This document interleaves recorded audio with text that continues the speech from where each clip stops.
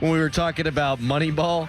He says, Crowley needing to say book better than the movie. Like, shut up, dude. Nobody gives a you-know-what. You did say that. That is such a pretentious, douchey thing to do. Yep. Like, I have to let people know that I've read the book. You want to know the worst part about it? I never read the book. How do you... I never read the book. I heard Andrew Destin yesterday on with the Midday Guys, and he said that was his favorite sports book of all time. So then I just sort of latched onto that. Yins know I ain't read anything but Harry Potter. Right. Neil Walker joins us now. Neil, what's your favorite all-time sports book? Let's put you right on the spot. Jeez. Ooh, honestly... 2013 Pirates Media Guide? Yeah. No, honestly, the most recent one I read was on Andre Agassi biography, and it was phenomenal. Now, he was doing the meth and stuff back in the day, wasn't he? His story is really, really good. Yeah, really good. And it made him who he was, but you also like, wow, you did all of this stuff. Impressive. What's your favorite baseball movie?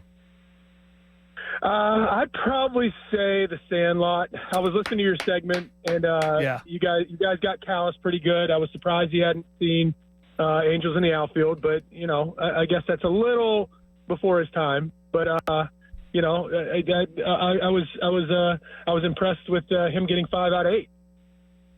Neil, I Googled you coming into this segment, and it's Pat Bostic. He played for the Pirates. AI overview. No, I know He's Neil. from Pine Richland. I know Neil, but I said Neil Walker high school football. I want his high school football stats. Oh, yeah. And two-time Post-Gazette Male Athlete of the Year. Uh-huh. So is this true? AI is crazy. All-around athlete. He was known as a versatile athlete, excelling in baseball, football, and even basketball until his senior year. Averaged 16 points a game. Now, was your nickname in high school God? Oh, no. I mean, look. His friends jokingly nicknamed him God at Pine Richland. Yeah, I don't like to go down that road. That certainly was something that I did not. They call him God. They call him God. Well, Neil's a really humble guy, and you put him on the spot here. Like, we got him with movie, we got him with book. He had great answers, and now you're like, hey, Neil, why don't you tell us about how great your life's been? Like, put him in a tough spot. Hey, listen, I'm praising the guy here. It's not like I'm trashing him. Can we talk ball? Let's do it. So, Neil, this guy, Paul Skeens, pretty darn good last year, Rookie of the Year, All-Star Game starter, third in the Cy Young, and now he's added 2 pitches. What's the expectation for this guy? I mean, we're talking 20-game winner. We're talking Cy Young. Is there anything he can't do?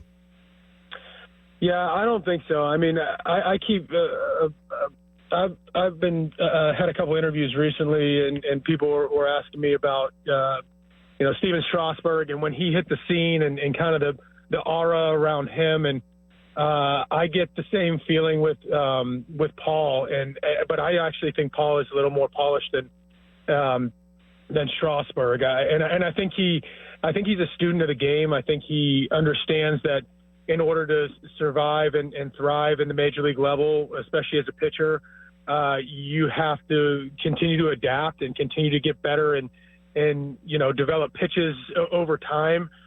If he has a 5-6 pitch arsenal right now, I doubt he gets more past what his main arsenal was last year.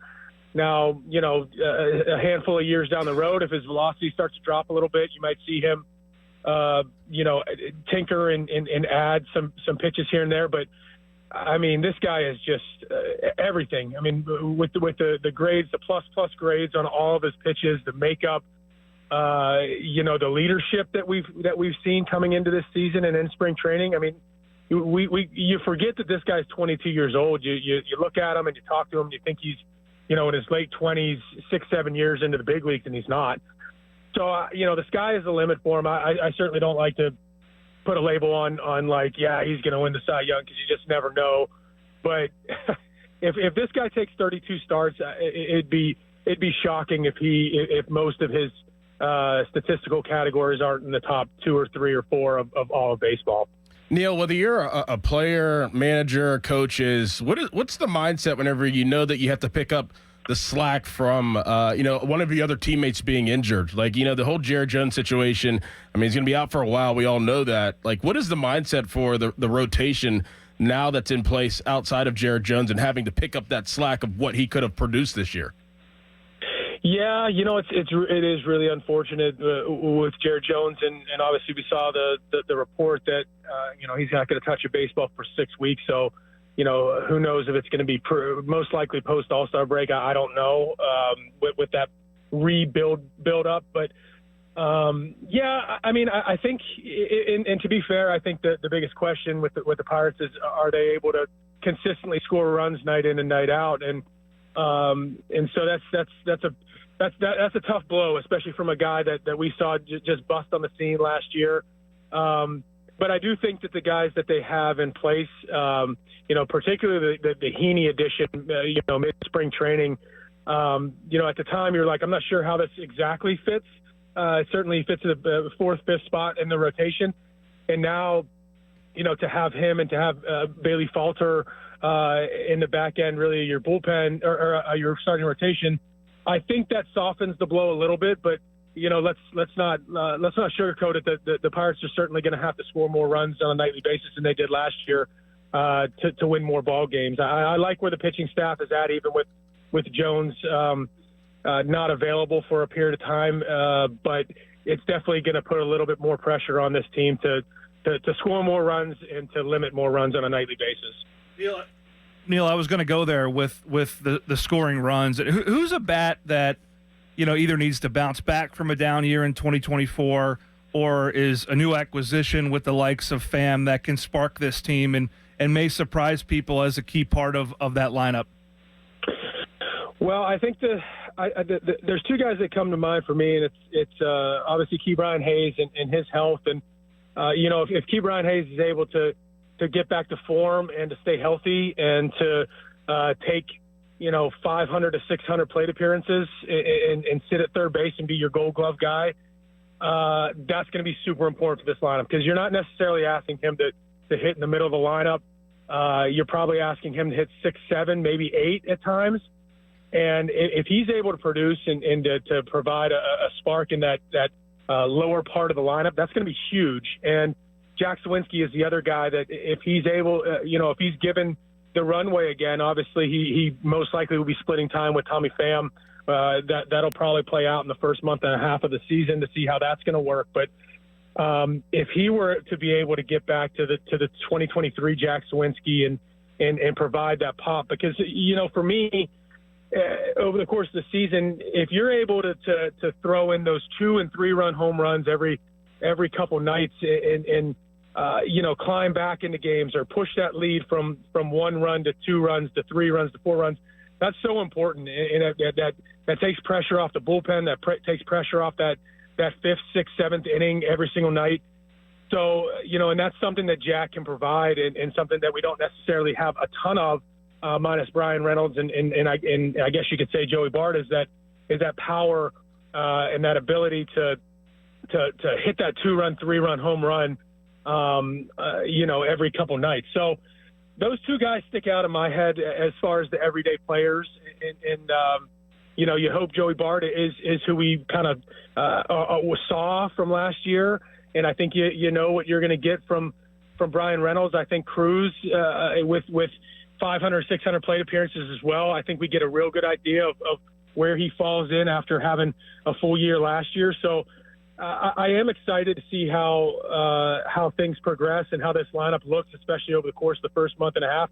But there's definitely some question marks of guys needing to kind of solidify themselves completely as everyday major league players offensively.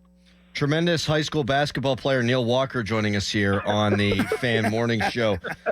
Neil, do you think Nick Gonzalez can pick up where he left off, and how much meat is on that bone still left for him? I do like Nick. I'll tell you what. I think sticking Nick, similar to Ke'Bryan Hayes. If you're able to kind of give him a long leash and let him get everyday at bats. And kind of sit in that 6, 7, 8 spot in the lineup, just like Ke'Bryan Hayes. And he's able to kind of just ease to his everyday role and not really feel like he's looking over his shoulder at oh, shoot, I need to perform. I have to perform right now or somebody's going to take my job. I think that's the best thing for him as a younger player. We saw him take steps forward, in the contact category. We're not looking for Nick Gonzalez to hit 25 home runs. We're looking for him to have professional at-bats and to have good quality at-bats night in, night out, which I believe that he can do because there's not a ton of swing and miss in his bat. And I think he plays good enough defense at a position where, you just need to be good enough defensively and not make mistakes to stay in the lineup. So I'm excited to see how his development goes because there is still some development left for him, but I really liked what I saw last year. I don't love the idea of Nick necessarily being in that 1 through 5 spot in the lineup. I like him sitting down there in the bottom of the order and providing some positive results in the bottom of the lineup. Neil, do days like today make you miss playing, man? Every time August comes around, I could smell football in the air, and I'm like, man, I wish I could just put on that helmet one more time. Do days like today make you feel like, man, I wish I could just step out in that ball field again? Yeah, there's no doubt. The last day of spring training leading up to the first day of the season is always so fun because you get a few days to kind of recharge the batteries, because spring training can sometimes be monotonous and a little bit of a grind. And then you wake up this morning, you're usually waking up earlier than you normally do, and you're looking outside and going, oh man, this is great. This is a new start, and the hope is high from an individual and a team standpoint. So it's there's 100%. There's a lot of things that I miss from playing, and there's a lot of things that more physically and travel wise that I don't miss from playing. But that first day of the season is always the highlight going into the season. Almost 11 years to the day, Neil, when you hit that walk-off homer against the Cubs. That was March 31st, 2014. It feels like a blink ago, honestly. Yeah, it does. And like I said, the opening days were always some of the most fun, and especially the home opening days. So these guys are going to be riled up and excited here in Miami today, and it'd be awesome for them to start off hot these first 7 games in Florida and come home for what's shaping up to be just an unbelievable Friday, Saturday, Sunday of baseball next weekend in Pittsburgh against the Yankees. Yeah, the Neil Walker Invitational, Yankees and Bucks. Neil, always appreciate it. A couple times this week. We double dipped with you, and we really appreciate that, man. We'll talk to you on Monday.